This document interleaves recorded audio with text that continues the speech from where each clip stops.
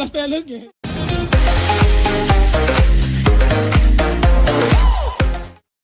Wow, guys, that was beautiful. It was Mother's Day on Sunday, and Lady Do decided to surprise her mom with a beautiful gift, a car, even after the insult from her father, which I personally think her dad was out of line. As a father, he was supposed to find another way to address whatever was bothering him without involving the public. Anyway, guys, Lady Do posted the following heartfelt message to her beautiful mom. Today, was the most emotional day of my life. I told her I wanted to take her out since I didn't yesterday. Mom, thank you for teaching me, God, for being the strongest woman I know. Indeed, guys, moms are special and they deserve all the best. Congratulations to her. Guys, that's all I have for today. Do leave your comment below and let's celebrate with her.